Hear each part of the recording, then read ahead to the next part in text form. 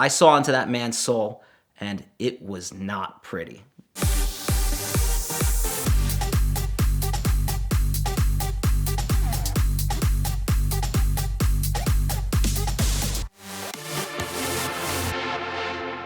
As usual, as car guys that we all are, one night I was browsing through Craigslist while on the phone with a good friend of mine who works for Mercedes.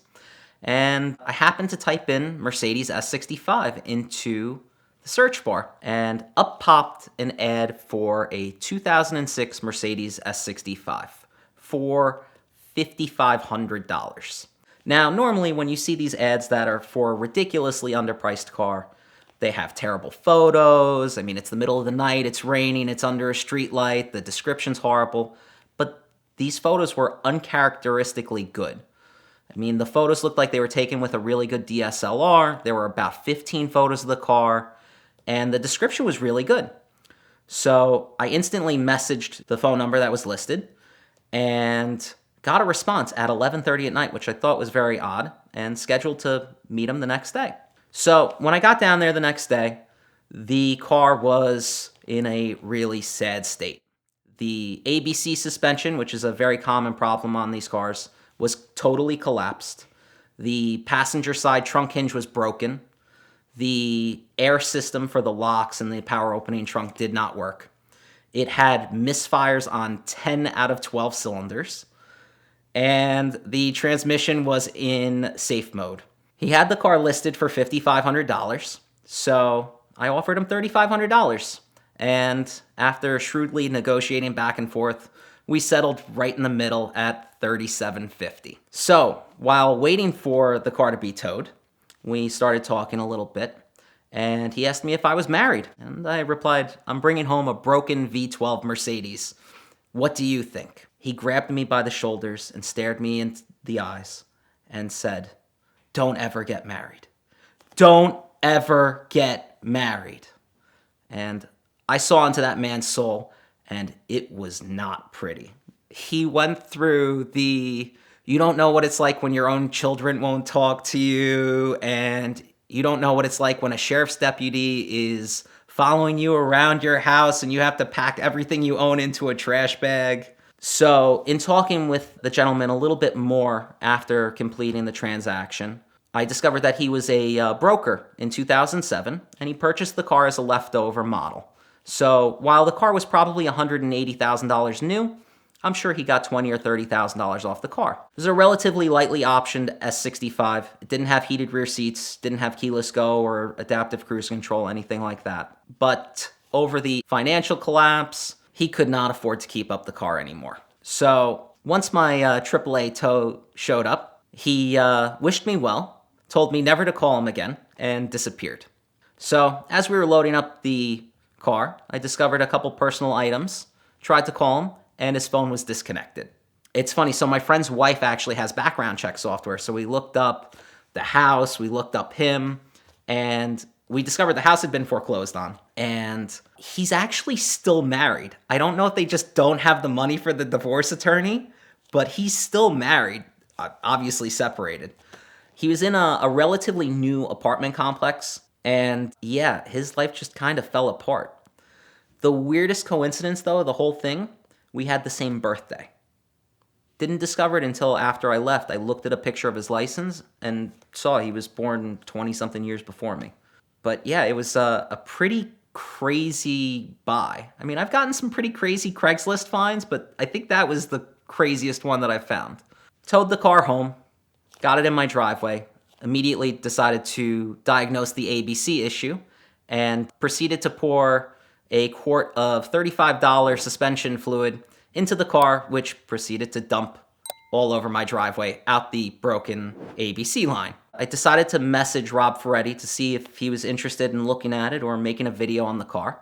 And he came by with Jimbo, who I recently saw on the channel talking about the car. They did a quick video on it, and it went pretty viral. I think the count right now is at about 700,000 views. So that was kind of interesting. I got to get into the car a little bit more. I ended up replacing the PSE pump, which is the air compressor for the power locks, the power trunk, I think the headrests as well, and a couple other items. I replaced the broken trunk hinge, fixed the ABC line, did a conductor plate, which is a common failure in those transmissions, and replaced the coil pack, and I had a running and driving S65 for approximately double what I originally paid. I've gotten a couple people that have recognized me. I've had a couple wholesalers curse at me for finding that car. One in particular, I sold a Bentley to about 6 months ago, and we were talking about it.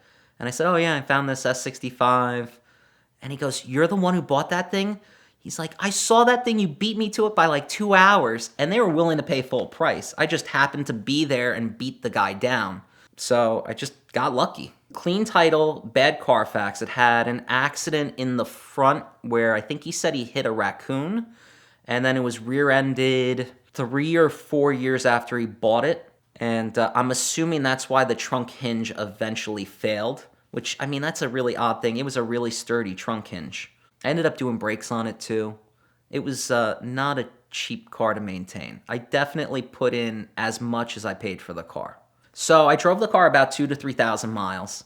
I will tell you that the car is obscenely quick. I actually played around with a friend of mine who has a 458, and he was angry.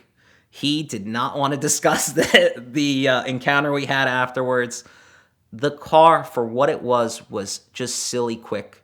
The traction control could not keep up with the amount of torque that car makes.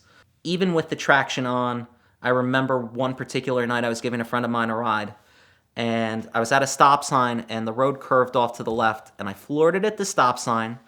The traction control kicked in, and then it just couldn't handle it anymore, and I went around the rest of the turn sideways.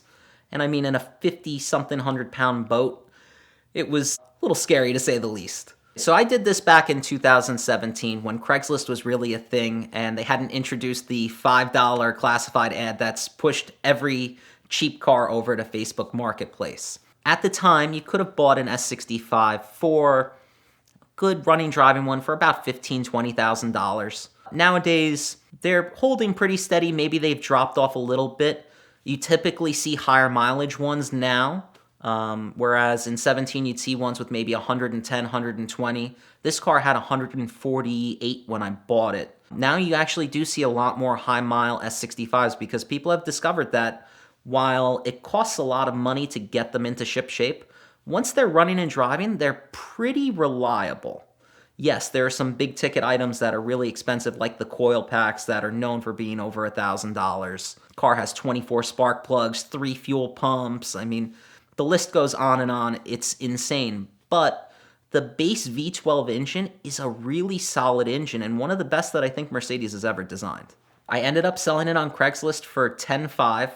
I had it up for $12,000 or $13,000, and the guy just shrewdly negotiated me down to $10,500 and said, listen, take it or leave it. I'm not going to an ATM. This is the money I have.